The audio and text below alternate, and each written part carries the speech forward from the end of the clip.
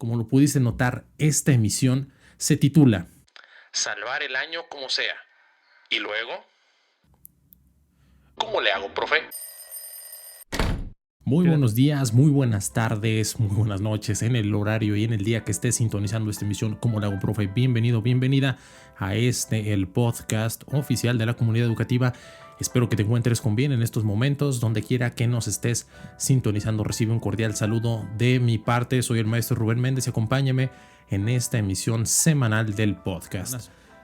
Dato curioso, en las semanas anteriores no había podido subir lo que es la emisión del podcast debido a que, pues obviamente como todas las personas que nos dedicamos a la educación, en este fin de ciclo escolar es cuando tenemos mucha carga administrativa, calificaciones, hacer las valoraciones, ver qué estudiantes requieren un mayor apoyo, cuáles son los que van a ser promovidos, cuáles son los que no van a ser promovidos, qué grado vas a tener, qué necesidades educativas tiene el grupo que vas a entregar, diseño de fichas descriptivas, entre muchas otras cosas. Entonces, vamos a iniciar con la emisión del día de hoy y esta emisión tiene que ver mucho con todo este proceso que hacemos todos los días los profesores, los profesionales de la educación, que es el dar el seguimiento a las valoraciones de los estudiantes para poder emitir una calificación. Como el ciclo escolar ya ha terminado y nos ha dejado momentos para reflexionar, nos ha dejado momentos de mucha satisfacción, momentos también de gran trabajo, de un punto en el cual ya nos sentíamos hasta inclusive rebasados por la carga laboral de estar trabajando a distancia. Para todas aquellas personas que dicen que trabajar a distancia es muy fácil, es muy sencillo, tiene su chiste y es complicado cuando tienes una gran cantidad de estudiantes que están dando seguimiento puntualmente. Entonces hemos tenido un ciclo escolar lleno de cosas positivas, de cosas negativas, de duras y las maduras, como se dice aquí en México, ¿no? Había puntos en los cuales ya el chiste era sacar la chamba. Los mexicanos, es un dato importante, el mexicano no va a trabajar, el mexicano chambea, los mexicanos chambeamos.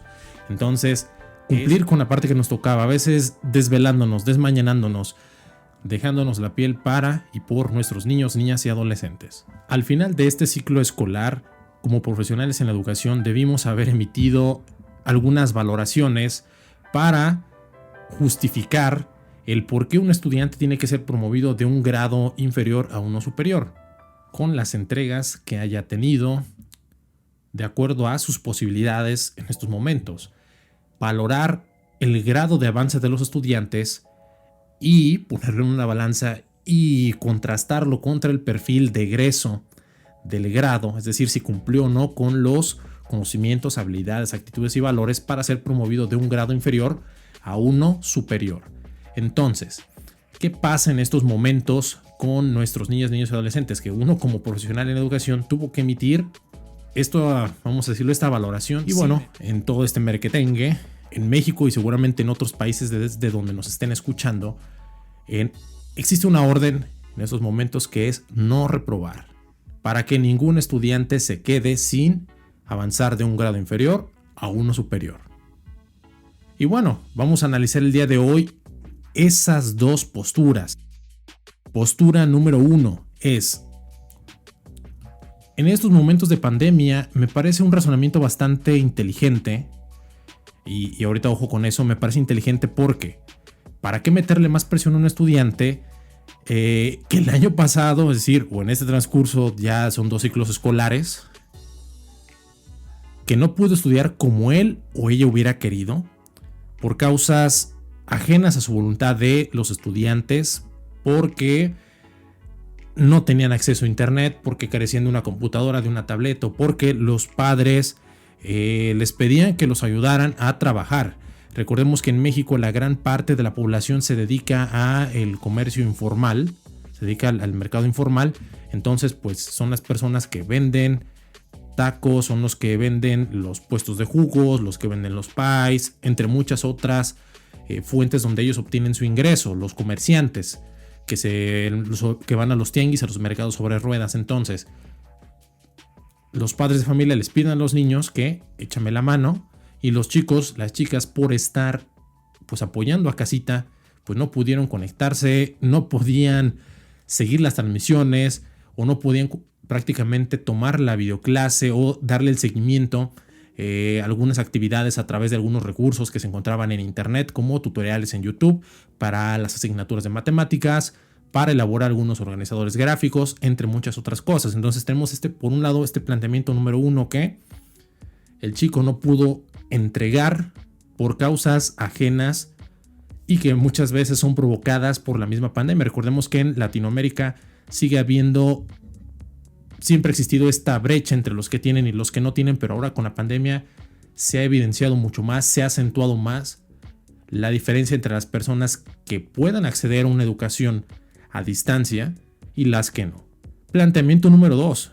Si un niño, por ejemplo, y esto también va dirigido a los padres de familia en general, y lo vamos a abordar un poquito más adelante, si no en esta emisión con tanta profundidad, prometo hacer una segunda parte. Y es que, por ejemplo, padres de familia, público en general que está escuchando esta emisión, ojo, si hay un niño de tercer grado de primaria, por decirlo así, educación básica, y va a pasar a cuarto grado, pero no sabe multiplicar, no está al corriente en el tema de fracciones, o algún otro tema, por poner ejemplo en matemáticas, que es donde se ve mucho esta diferencia, o vámonos a comprensión lectora, no tiene el nivel de comprensión lectora de acuerdo al nivel y está de tercero y lo pasan a cuarto. La pregunta que tenemos los maestros, y esto aplica si estás en primaria o secundaria o media superior, inclusive en educación superior, porque van del bachillerato a la educación superior, se acentúan muchas estas brechas, es: el problema sabemos que no es pasarlos. Prácticamente nuestras autoridades nos dicen, pues valóralo con lo que te haya mandado, déjale un trabajo final a ver qué te entregue, y con lo que te entregue justificar el 6, ¿sí? ¿Qué pasa? El problema no es que pasen, sino que qué van a hacer los compañeros que tengan a estos niños, a estas niñas, a estos jóvenes el siguiente ciclo escolar. ¿Qué va a pasar este chico que pasó de tercero a cuarto? Y luego llega un punto en el cual va a egresar de la primaria sin dominar cosas básicas, ya no solo del grado, sino de la educación primaria. ¿Qué va a pasar cuando lleguen a la secundaria sin dominar fracciones, sin tener esta noción, inclusive sin saber multiplicar bien? Y todos tenemos casos de estudiantes que inclusive su nombre lo escriben con faltas de ortografía y en una situación de normalidad. Entonces, estamos entre estos dos planteamientos, entre los estudiantes que por razones ajenas a ellos, que los padres les solicitan o que no tienen el recurso para brindarles los insumos para tener acceso a una mejor calidad en la educación, y aquellos que nuestras autoridades nos van presionando para decir: búscale a ver con qué justificas el pase. El problema es mucho más profundo y es lo que estamos haciendo, lo que vamos a analizar el día de hoy en esta emisión. Y esto me pone a reflexionar, porque también tenemos que ser, y es lo que estamos tratando de hacer en este podcast, poner en balanza las dos posturas, ¿no? Hasta qué punto es responsable el padre de familia de brindarle a su hijo, y hasta qué punto nosotros tenemos ese alcance para que nuestros niños, nuestras niñas puedan continuar con sus estudios. Es un tema bien delicado, porque no solamente es cuestión de qué fácil, ve y tócale la puerta. Ha habido casos de compañeros que han ido obviamente a tocar las puertas y que han sido pues mal recibidos. ¿A cuántos de nosotros hemos insistido por teléfono marcarle a los padres de familia y te cuelgan? Entre muchas otras cosas que se van presentando, que no vamos a hablar sobre eso en este momento, pero es importante también tener en nuestro radar que hay cosas, que también hay ciertos límites que no podemos sobrepasar, y que es ámbito de las autoridades, y hay ámbito de los docentes, y hay ámbito de los padres y madres de familia, y hay ámbito también de los estudiantes, porque hay casos también, seamos sinceros, donde el padre, dentro de sus posibilidades, le brinda al estudiante el internet a través de recarga de estas que van al Oxxo, que van a la tienda de la esquina y le ponen 20, 30 pesos de saldo, y el estudiante, lejos de entregar las actividades porque papá, mamá se va a trabajar, pues resulta que se lo gastó el saldo en el Free Fire y pues no entregó nada. Y a la hora de las boletas, a la hora del papá, oye, pero si yo te di, y él dijo, pues es que pues se me olvidó, es que me quedé dormido, es que también hay esos casos. Entonces no podemos generalizar, pero es importante también tener un panorama un poco más amplio respecto a este tema. Entonces, como docentes, al tener estas indicaciones de no reprobar, de justificar o buscar alguna estrategia, el trabajito final, el entrégame el cuaderno, el a ver con qué yo justifico este pase, este punto de pase, es ponerle una curita a una herida de bala, ya no digamos herida de bala, a un Hiroshima y un Nagasaki en nuestro sistema educativo nacional. Es tremendo, es tremendo. Entonces, nuestro sistema educativo nacional sufrió un Hiroshima, un Nagasaki, y pues lo queremos tapar con una gasa, con un curita, y pues este Hiroshima y este Nagasaki, esta bomba nuclear, es la pandemia del COVID y las variantes, porque no solamente es el COVID en general, sino las variantes que van a ir surgiendo, que van llegando, las que se van generando, más las enfermedades que ya teníamos, pues que siguen estando entre nosotros. Pues imagínense cómo vamos a acabar, ¿no? Como dice la canción, ¿a dónde vamos a parar? La crítica viene desde un punto de vista hacia nuestra secretaria de Educación, ya entrando un poco más en temas, pues sí, que tenemos que tocar. Como profesionales en la educación, todo maestro, maestra, independientemente del país en el que estemos, tenemos que manejar, tenemos que reconocer las labores que están haciendo bien nuestras autoridades y las labores que nosotros consideramos que tienen que mejorar. ¿Sí? Es importante expresar nuestra opinión, obviamente sin faltar al respeto, sin insultar a nuestras autoridades del nivel que sean. ¿Sí? Son personas como tú y como yo que merecemos respeto. Entonces, la crítica principalmente va a la secretaria de Educación porque contrasta mucho con el secretario de Educación anterior. ¿Sí? Recordemos que estos dos secretarios, Esteban Moctezuma y la maestra Delfina Gómez, pues son los secretarios de Educación que han estado en este sexenio con el presidente actual, Andrés Manuel López Obrador.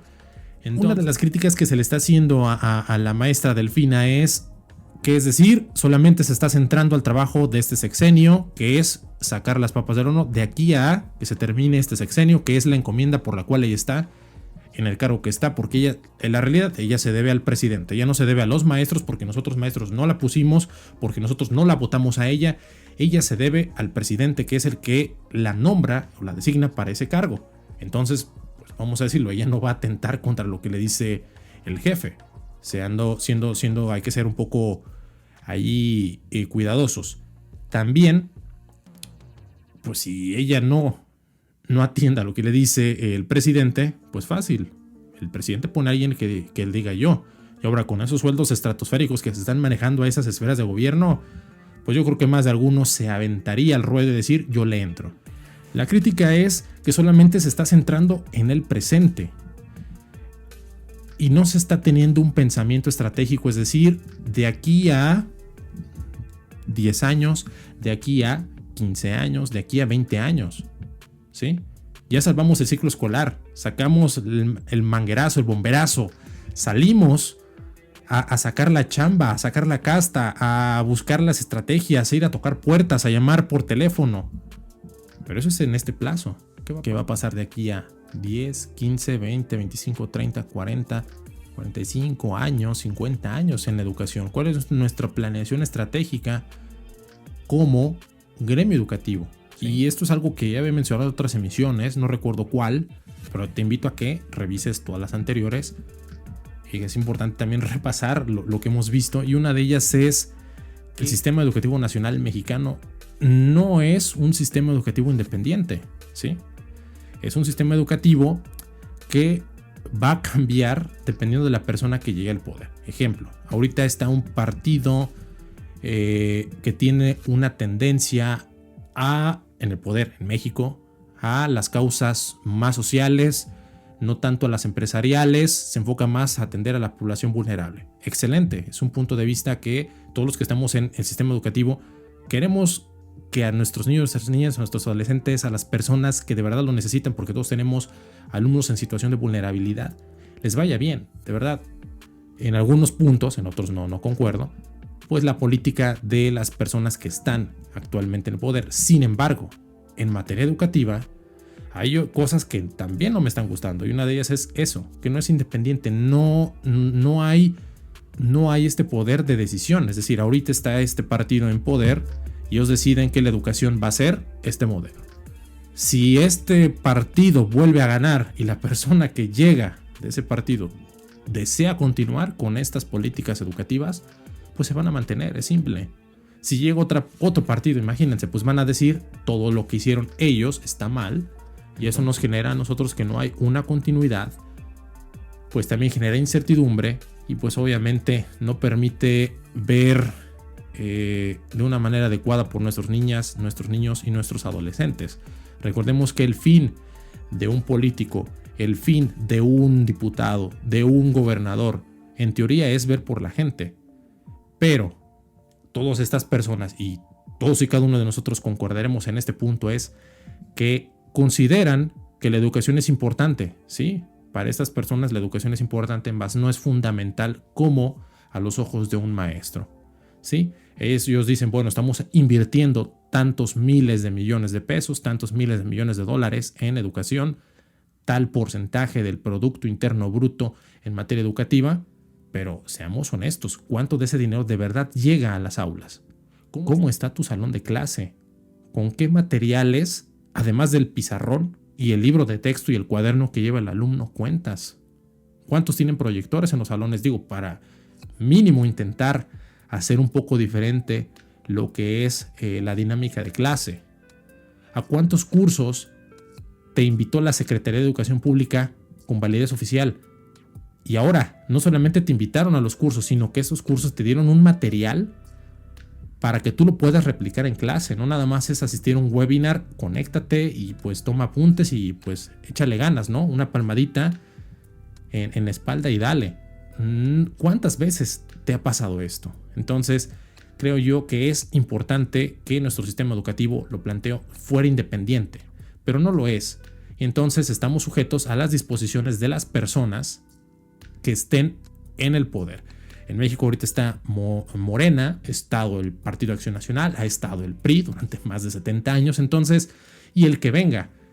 Y es importante que como docentes, y esto también tiene que ver cuando nos toca ir a votar, pues en el momento que estamos votando no solamente es como ciudadanos, sino que también estamos votando por un proyecto educativo, porque estas personas deben de tener una agenda educativa para nuestros estudiantes, para nosotros, para nuestra comunidad. Y el tema que estamos tocando respecto al no es por la calificación, no es por darles el 6, o porque pues mira, le batallaron mucho en casa, dale el 6, pobrecito. No se trata de eso y no se trata de perjudicar, mucho ojo con esto, no se trata de perjudicar al estudiante, al contrario, todos los que estamos en educación queremos, y lo repito, queremos que a nuestros niños les vaya bien. Queremos que de nuestro salón de clases salga un Hugo Sánchez, un Chicharito, un Rafa Márquez, grandes arquitectos, grandes pintores, grandes escultores, un abogado, un médico, un maestro, una enfermera, ¿por qué no? Hasta un ministro de alguna asociación religiosa, si es católico, pues que sea un sacerdote, el próximo papa que sea mexicano, si es de alguna otra denominación, pues bueno, un cargo de acuerdo a esa iglesia, que sean personas de bien, es lo que queremos. Pero lo que estoy planteando aquí va más allá de poner una calificación que se merezca o no, porque de verdad se la ganó o porque pues resulta que las autoridades te piden que pues bueno, no hay reprobados. Entonces, el problema es que va a llegar un punto en el cual el estudiante va a llegar, volviendo al ejemplo de, ahora vamos a ponerlo de sexto de primaria, quinto de primaria, pasa sexto, época de pandemia, siguiente ciclo escolar, ahora sí, 2021-2022, ya está en secundaria. Y resulta que este estudiante, pues quinto año, tuvo la mitad presencial. Sexto año se lo aventó a distancia, no le echó muchas ganas por el motivo que sea. Si es por causa ajena a que los papás no le podían tener los insumos para llevar una educación, o porque de plano también hay papás que se desentendieron y dijeron, pues este ciclo escolar es de chocolate y pues ahí vemos que después le inventamos algo al maestro, al director. También ha pasado y todos conocemos casos de este estilo. Sucede que al estar en secundaria, tu maestro de secundaria, ponte en el papel de un maestro de secundaria, pues resulta que el niño no sabe escribir muy bien su nombre, no domina fracciones, lectura de comprensión pues no la ha ejercitado, no existe como tal. Temas que se debieron haber visto de ciencias naturales, entre algunos otros, pues tampoco los tiene, y llega a la secundaria con pues un rezago bastante grande de prácticamente 2 ciclos escolares. Y pues una de las propuestas que nos plantea aquí la Secretaría es que en unos mesecitos de intensivos con estos estudiantes recuperar 2 años, por lo menos 2 años o 2 ciclos lectivos de conocimientos que no se adquirieron, de habilidades que no se ejercitaron. Y recordemos, habilidad que no se ejercita pues se va perdiendo, que no tienen estos chicos las habilidades del grado, y va a llegar a ese punto en el cual al estar ahora en la secundaria pues no van a lograr comprender, asimilar, interiorizar los conocimientos de primero de secundaria porque no tienen bien cimentados los conocimientos de la educación primaria. Recordemos que los sistemas educativos en prácticamente todo el mundo van en gradualidad, van de lo simple a lo complejo. Conforme el estudiante va madurando, va a ir aumentando también la complejidad. Por ello es que en primaria no ven ecuaciones, pero ya en la educación secundaria sí ven ecuaciones de primer grado en segundo grado de secundaria. Y si vamos a la educación media superior, en educación media superior se ven temas que no se abordan en secundaria, o que si los dominaste bien de la secundaria, se te va a hacer mucho más sencillo el abordarlos. ¿Qué pasa con estos estudiantes que no tienen bien dominio de estos contenidos? Este hábito también del estudio, que no lo tienen tan desarrollado o no lo tienen desarrollado. ¿Qué pasa? Pues que si no se tienen los cimientos o estos conocimientos bien interiorizados y las habilidades desarrolladas a un nivel suficiente para, de manera gradual, como va el sistema educativo, en perfil de ingreso de un nivel a otro, es decir, entran con unos niveles mínimos requeridos para desarrollar ciertas habilidades y al término del ciclo escolar tengan ciertas habilidades, ciertos niveles, cierto dominio que le permitirá continuar al siguiente nivel. Entonces, ¿será posible esto que nos plantean nuestras autoridades, que en 3 meses se va a recuperar las habilidades, los conocimientos, aptitudes, actitudes y valores de 2 ciclos lectivos en 3 meses? Yo lo pregunto. Es importante también. Vamos a hacerlo. Sabemos que como docentes vamos a tener que sacar otra vez, atorarle duro, y haremos nuestro mejor esfuerzo, porque no nos queda de otra, porque es nuestro trabajo, porque es nuestra vocación, porque sabemos que es lo que tenemos que hacer y porque es lo que nos están pidiendo y lo tenemos que cumplir, así de fácil. Sin embargo, es importante reflexionar sobre: ¿es tan viable? ¿Tendrá el impacto que se está buscando? Es importante reflexionar en este tema. Pero, ¿qué va a pasar? Que obviamente sabemos que va a seguir habiendo un rezago, y no de 2-3 meses. Este rezago va a ser por unos cuantos años, en caso de que la situación mejore lo suficiente. Pero ya tenemos un chivo expiatorio. ¿Y sabes quién es ese chivo expiatorio? Pues el docente. Somos tú, somos yo, somos profesionales de la educación, donde socialmente nos van a estar crucificando.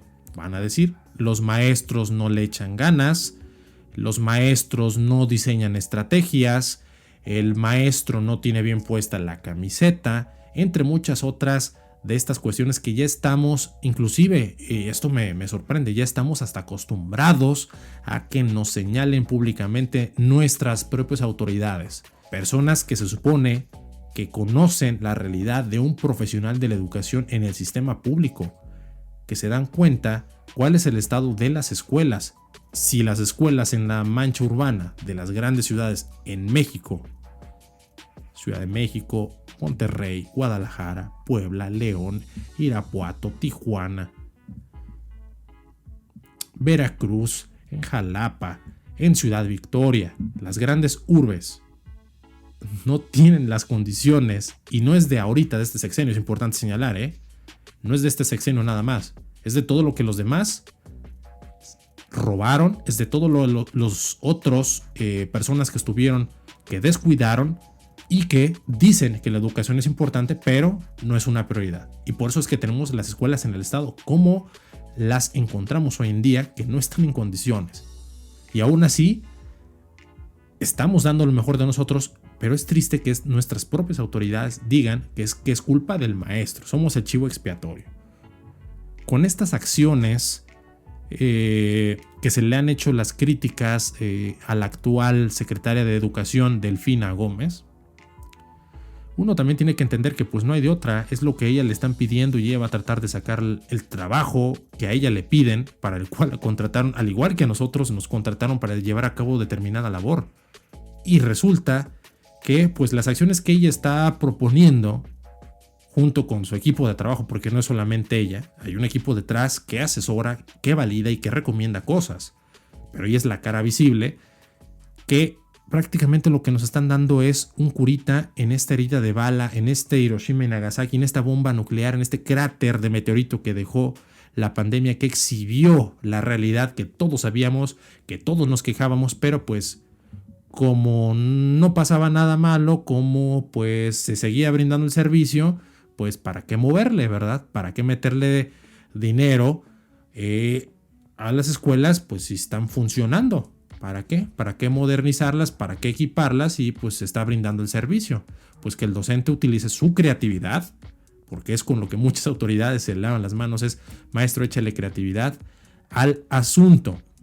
Entonces, con estas acciones que están llevando a cabo nuestras autoridades, no solamente ahorita he mencionado a la Secretaría de Educación, sino a prácticamente a los secretarios de Educación de los gobiernos, que también ellos se deben al que los puso allí, resulta que pues solamente es un... ¿Cómo se dice cuando eres niño y te caes y tu mamá te soba? Te dice, sana, colita de rana, si no sanará hoy, sanará mañana. Prácticamente es eso. Nos están dando un mejoralito, nos están dando a tole con el dedo.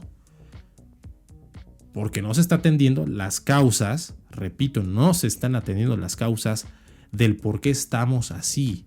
No hay un plan estratégico a largo plazo, de decir, durante estos años se va a ir trabajando del año 1 al 5 en este aspecto, del año del 6 al tal en este otro aspecto, y paralelamente no solamente es la parte de infraestructura, sino también en capacitación para ti, para mí, y con cosas que se puedan replicar en el aula.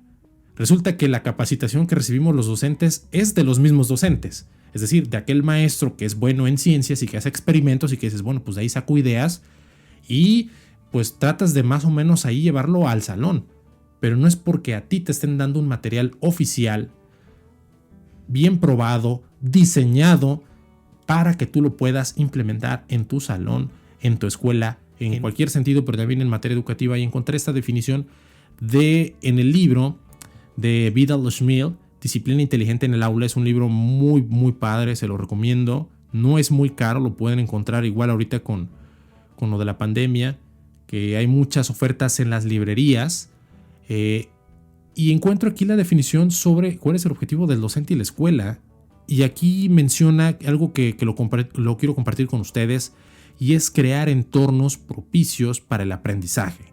Ojo, entornos propicios, y eso no solamente es del docente, y no solo es del director y del jefe de sector. Hay cosas que van más allá, de tu práctica innovadora. También requiere infraestructura, y esa infraestructura cuesta dinero, y ese dinero sale de nuestros impuestos, que dónde está ese dinero destinado para la educación, porque en las aulas no está, y eso lo tenemos muy claro todos y cada uno de nosotros. Entonces, es crear entornos propicios para el aprendizaje, convertir los espacios educativos en ambientes que verdaderamente fomenten el desarrollo de capacidades en los alumnos mediante el reconocimiento, la aceptación, y el estímulo, ojo, de diversas inteligencias. Wow. O sea, de verdad me encanta este concepto porque es con lo que tienes, reconoces también lo que tienen tus estudiantes, pero también te está incentivando a invertir en las escuelas. ¿Qué pasa con las autoridades educativas, con estas personas que están en puestos de elección popular? Bueno, ellos traen su agenda porque ellos nada más están en el mejor de los casos 6 años. Y obviamente la educación, como le he mencionado en esta emisión y en otras, es importante, más no es fundamental. ¿Por qué? Porque si ellos ahorita le apuestan tantos miles de millones a la educación, son cosas que ellos no van a poder presumir al término de sus mandatos. Hay que ser realistas. Ellos en 6 años no van a poder decir, pues nuestro sistema, modelo educativo en 6 años, pues ya resulta que en la prueba PISA somos potencia mundial. No, eso va a pasar a largo plazo, con un plan, como le he dicho, estratégico, el cual, si de verdad existe, ¿dónde está? Mucho me gustó esta definición. Creo yo que es muy acertada porque te incentiva a, con lo que tienes, seguir, pero también a exigir para seguir mejorando estos ambientes y que también, a partir de las características que tienes tú, tus niños y el ambiente en el que estás, seguir construyendo e ir avanzando. Dale para adelante, dale. Entonces, evidentemente, llega un punto en el cual, hablando ahora ya del punto que, fíjense cómo todo tiene que ver. Hablábamos de que el chiste lo difícil no es pasar al alumno o pedirles el trabajo final, o que si el estudiante se conectó o mandó actividades, muy pocas porque pues tenía que ayudar a la familia, porque hay de todos los casos, hay, como les digo, hay de todo en la viña del Señor. Hay padres de familia que dicen, yo traté que mis hijos entregaran lo mejor posible, como me lo pedía mi maestro, mi maestra de mi hijo, y de verdad esos padres de familia, mis respetos. Todos tenemos casos de padres de familia excepcionales, pero también tenemos padres de familia que, ahorita voy a poner aquí la imagen, que están incentivando un desempeño académico deplorable, un desempeño académico bajo. Y es muy triste ver esto porque salen ahí hay unos plumones con los que puedes pintar los cristales de los coches, que se utiliza mucho cuando vendes un coche, le pones el signo de pesos, de dinero. Y estos padres ahí mostrando en sus unidades, inclusive con cartulinas de pasé de años sin entregar actividades. ¡Wow! La verdad es una tristeza. Y del otro lado tenemos padres, madres de familia que... Entonces tenemos los dos lados de la moneda. Y esto es importante que como sociedad reflexionemos, para los que son padres de familia, qué tipo de ciudadano, qué tipo de hijo es el que queremos. Aquel que presume sin hacer nada pasé, o el que presume y dice yo me gané la calificación. Entonces, pero ¿cuál es el problema? Hiroshima, Nagasaki, este cráter de meteorito que ha dejado, ya evidenciado este tremendo socavón, la pandemia de COVID-19 y sus nuevas variantes que van a ir evidenciando mucho de esta realidad que ya sabíamos, pero que pues no se hacían mucho. Es un problema de fondo. Y te pongo algunas de las, a mi entender, de las causas que provocan el que estemos así. Obviamente te voy a dejar aquí la cajita de comentarios por si tú tienes alguna otra del por qué estamos como estamos, ¿sí? Pudiéramos estar mejor, sí, pero también pudiéramos estar peor. Pero lo importante es de dónde estamos como sistema educativo nacional, como sociedad, como mexicanos, como integrantes de una comunidad educativa, de un plantel, de un continente, porque no nada más es México, ahora es Latinoamérica. México es muy influyente en Latinoamérica. Y de las causas que yo encuentro sobre cuál es el verdadero problema o de las causas de los problemas en educación son los siguientes. Uno, no van en orden. Entonces ahí el orden no tiene que ver, pero los voy a nombrar así como los tengo. Y es el primero de ellos: las escuelas están en mal estado. Hablando de los ambientes, hay que tener las condiciones propicias para que los niños se sientan que la escuela es un lugar atractivo para ir, porque muchos de ellos viven en situaciones en casas donde viven más de una familia, o que vive toda la familia en un cuarto, en un espacio muy reducido. Es también común en Latinoamérica, en México, hablando ya más de lleno a nuestro país. Y pues es importante que ellos vayan a lugares donde se sientan motivados y digan, bueno, yo quiero estar en un lugar así, me gusta ir. De igual manera, nosotros como seres humanos, como personas, a ti te gusta ir como ya lejos de ser maestro o maestra, quitémonos ahorita la investidura de maestro, ir a un lugar bonito, ir a un restaurante que tenga una buena iluminación, que bonita música, con variedad de platillos. Lo mismo es la educación, que sea una escuela que tenga espacios para el deporte, que tenga espacios para trabajar las ciencias, para trabajar las artes, para trabajar las matemáticas, la investigación, donde ellos también se sientan valorados, incluidos y aceptados. Y eso también tiene que ver mucho con la inversión. Edificios feos, edificios vandalizados, edificios pues que ya no están en las mejores condiciones. El segundo punto que tengo es exceso o sobrepoblación de alumnos en las aulas. ¿Cuántos alumnos en México no hay por salón? Son salones entre 45 y 50 alumnos. Es increíble. Y atender a todos ellos un solo docente es, pues la verdad, no te puedes aprender el nombre de todos. Y eso es una realidad. Entonces, también el brindar una educación de calidad tiene que ver con, pues, disminuye la matrícula. Y no es que los corras. Ahí es donde entran nuestras autoridades con su visión, con sus equipos de trabajo, con todo lo que ellos tienen, que nosotros no tenemos en un salón de clases, que tomen una decisión para reducir la población en los salones de clase. O abrir más escuelas, disminuyan la matrícula para que tú puedas dar un seguimiento más puntual, una atención mucho más personalizada, más individualizada, que los chicos también se sientan escuchados, porque no es lo mismo que te digan por tu nombre A, los nombras por número de lista, 1, 2, 3, 4 y te dicen presente. ¿Ok? No se fomenta ni se incentiva la actualización a docentes. Por ahí se fomenta, sí. Pues te mandan ahí las ligas, webinar de esto, webinar del otro, conéctate a... Pero no es como tal una actualización, son pláticas que, digo, está bien que te inviten a estas pláticas, pero también es importante, como lo mencioné anteriormente, invítame a cursos, a talleres, donde yo pueda como docente experimentar con el material. Ahorita que está mucho de moda lo de robótica, que es una tendencia que ya desde hace algunos años ya viene pujando muy fuerte. Y vemos todos estos, las compañías en Estados Unidos, en China, en Rusia, en el caso de Estados Unidos SpaceX, con sus satélites, pues es robótica y es llevar esta parte de las matemáticas a otro nivel.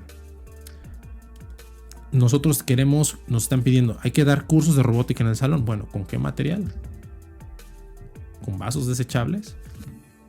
Importante, cursos que nos den el material para poder replicarlo como tiene que ser, de acuerdo a una estructura a largo plazo. Es decir, esto que estamos haciendo, cómo incide en el perfil de egreso de nuestro estudiante, de nuestros niños, de nuestras niñas, de nuestros adolescentes, para que cuando ellos salgan, eso le ayude al maestro del siguiente nivel, que va a ver o va a construir con base a lo que nosotros vimos en robótica ahora estas cosas, y que puedan diseñar prototipos de alguna mano, ya enfocándonos a esta parte de la medicina vinculada con las ingenierías, que es un tema también muy avanzado, pero que es importante irlo trabajando. Esta vinculación, exceso de burocracia, es decir, hay muchas cosas que serían muy sencillas, pero burocracia. Entonces, pues al haber más manitas que le meten mano al dinero, pues a ti que estás en un salón de clase no te toca nada, lo que te toca prácticamente son migajas. Por eso es que en muchas de las escuelas se pedía la cuota para comprar ahorita no vamos a hacer publicidad a las marcas, tener el limpiador de piso, para comprar los trapeadores, las escobas. En algunas escuelas, pues la sociedad de padres de familia al inicio del ciclo escolar te daban un paquete de plumones y un borrador y una franela y un cuadernito, una pluma y un lápiz. Y conforme obviamente pues ya no se está pidiendo las cuotas, pues ya prácticamente nuestros compañeros intendentes hacen el aseo con pura agüita y una barrida al salón, y que el mismo zapato de los niños vaya quitando la mugre. Imagínate a qué punto hemos caído. Es bien importante esa parte también de que llegue el dinero, eliminando burocracia innecesaria para que los que de verdad importan, que son los niños y los docentes, porque si nosotros tenemos las condiciones para trabajar, vamos a dedicarnos de lleno a lo pedagógico. De lleno a lo pedagógico, que es para lo que estamos aquí. No para estar llenando tanto formulario, ni estar llenando tantos tablas en Excel y tantas reportes. Simplifica las cosas para que el maestro de verdad se centre en quebrarse la cabeza cómo hacerle para que los chicos puedan dar un salto de calidad, que para los que están en situación de rezago puedan salir adelante. Eso es lo que debería hacer el maestro y es un llamado para que se simplifique la burocracia. También, hablando con el primer tema, muchas de las escuelas no se cuentan ni con los servicios básicos de agua, luz y, bueno, no te diré, equipo para limpieza. También el mobiliario ya en las escuelas públicas está muy desgastado.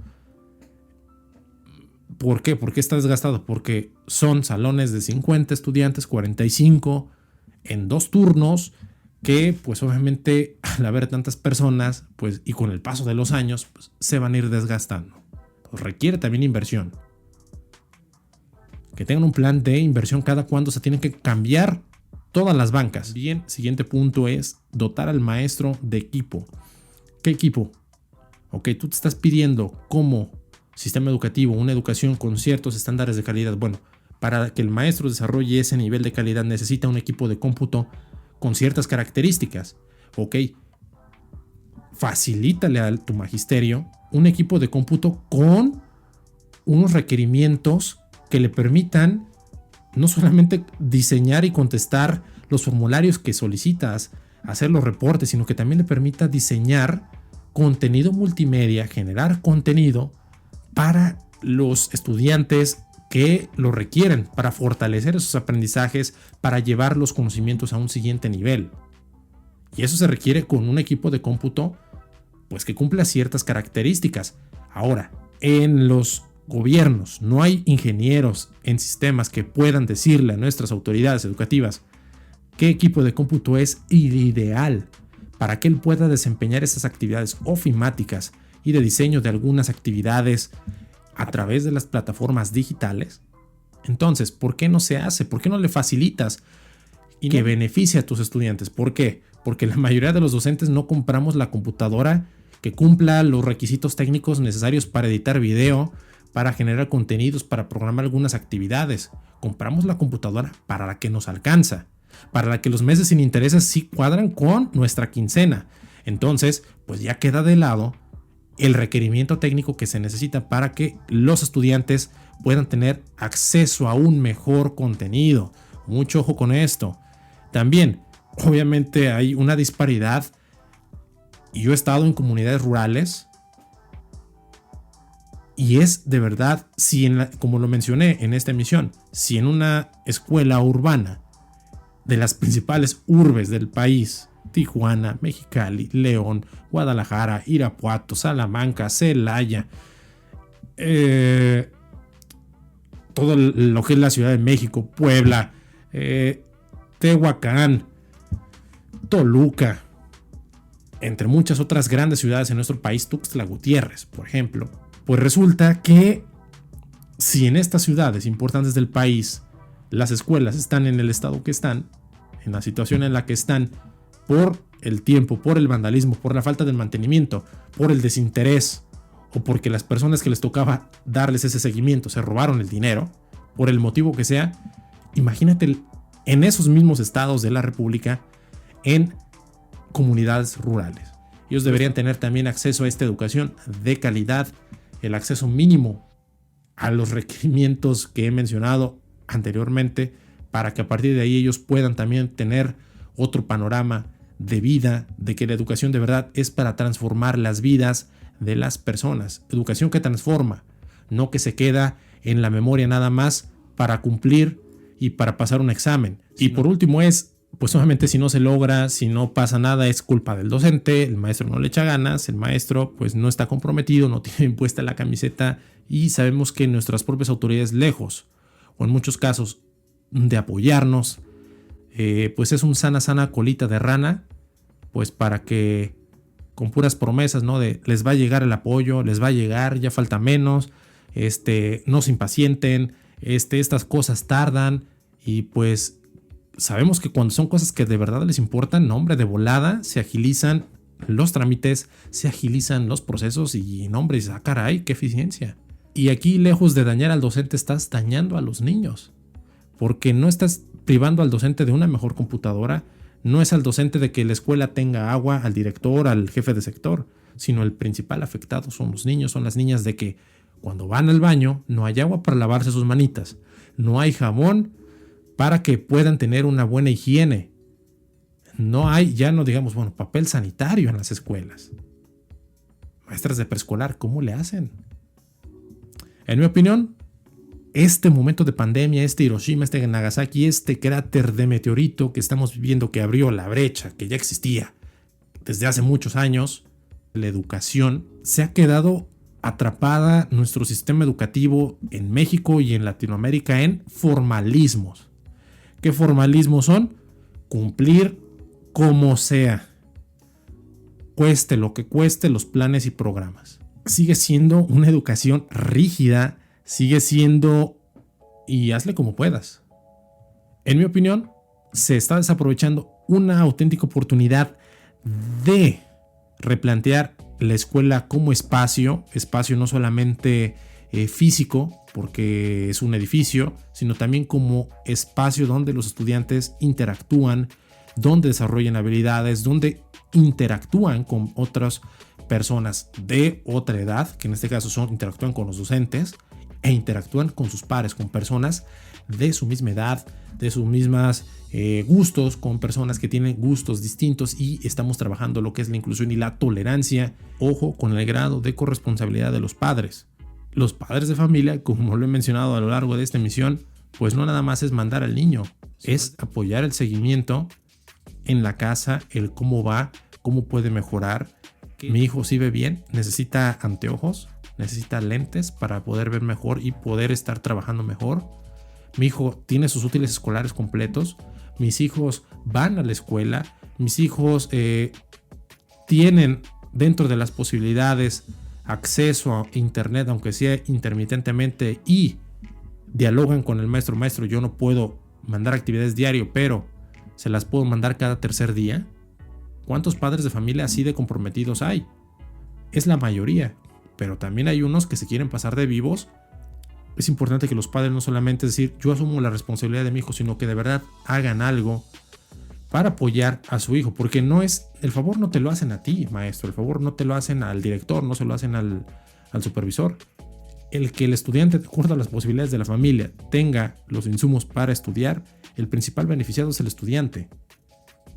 Sí, porque ya sabemos que no hay reprobados, pero el que tenga bien interiorizados los conocimientos mínimos, fundamentales, bien dominados, un alto nivel en comprensión lectora, en cálculo mental, en la parte de matemáticas, pues obviamente le va a permitir al avanzar al siguiente grado tener un mejor desempeño, que no se frustre, que el estudiante se sienta parte. ¿Por qué? Porque comprende perfectamente lo que va a abordar el siguiente maestro. Recordemos que lo que estamos construyendo no solamente es para este ciclo escolar, sino es para toda la vida estudiantil de los chicos, de las niñas y de los adolescentes. ¿Ok? Y ahora, ¿cuál es la corresponsabilidad de nuestras autoridades? Es preguntarle de verdad a los maestros, ¿qué necesitan? Digo, si las autoridades ellos no lo saben, bueno, pregúntenos a nosotros. No se la quiebren, pregúntenos a nosotros qué necesitas. Están promoviendo mucho robótica, muy bien, qué padre. Robótica en primaria, muy bien, bueno, ¿y eso qué tiene que ver con lo que estamos viendo en secundaria? Porque nada más se ve en primaria, y en secundaria, como no te llega el equipo, como a ti no te capacitan para dar un taller de robótica, pues no puedes abordar y darle seguimiento a lo que vieron en primaria. O al revés, lo ves en secundaria, pero en el bachillerato no hay los insumos para llevar a cabo esta continuidad llevarla a lo largo de los diferentes niveles, en este caso de la educación básica. Entonces, es un llamado importante a las autoridades: dense vuelta a las escuelas, nada les cuesta, tienen vehículo oficial. Vayan a las escuelas, vayan a un baño, abran la llave de un baño a ver si hay agua, jalen la cadena del sanitario, vayan a ver si hay jabón, vayan a ver si el salón tiene un proyector o tiene una pantalla para apoyar a los estilos de aprendizaje de los estudiantes. ¿Cuántos salones tienen luz? las canchas, ¿cuál es el estado de las canchas? Entonces, de allí es importante, no se la quiebren autoridades, vayan a las escuelas y vean la realidad. Hay que salir de esa burbuja que son las oficinas y darse, como se dice, un bañito ahí de magisterio, date un baño de escuela. ¿Cómo es la situación de nuestras escuelas? ¿Por qué? Porque lo que se supone que ellos están gestionando, por lo que ellos están diseñando, están planeando y están dando reportes, bueno, tiene que estar basado en algo que ellos también tienen que conocer. Entonces, a grandes rasgos, esta es la misión de este día. No se trata de decir el maestro es el culpable nada más y los padres de familia, las autoridades, es una corresponsabilidad. Pero creo yo que la mayoría de los docentes, siempre va a haber una excepción a la regla, obviamente. Estamos haciendo todo lo posible por nuestros niños, por nuestras niñas, con los recursos personales. Inclusive algunos compañeros que se les descompuso su computadora tuvieron que comprar otra para poder seguir brindando la atención a los estudiantes, como para que las autoridades, eso sí no se vale, estén señalando y diciendo es que el maestro no le echas ganas, maestro no tienes bien puesta la camiseta, padres de familia todavía que no entregan en muchos casos las actividades y se les está dando la oportunidad de seguir, aunque resulta que todavía salen ahí presumiendo pase de años sin entregar ninguna actividad. Y sobre todo recordemos que no afectas al maestro, que no es afectar al padre de familia, que no es afectar al secretario, a la secretaria de educación, al presidente, al gobernador, sino el principal afectado de todas estas negligencias que se han venido no solo de ahora, sino de años. El principal afectado son nuestros estudiantes. Pues esto ha sido la emisión de esta semana. Te invito a dejar comentarios, a complementar esta lista, a dar tu punto de vista, obviamente con mucho respeto. Te mando un saludo a la distancia. ¿Cómo le hago, profe? Hasta la próxima. ¿Cómo le hago, profe?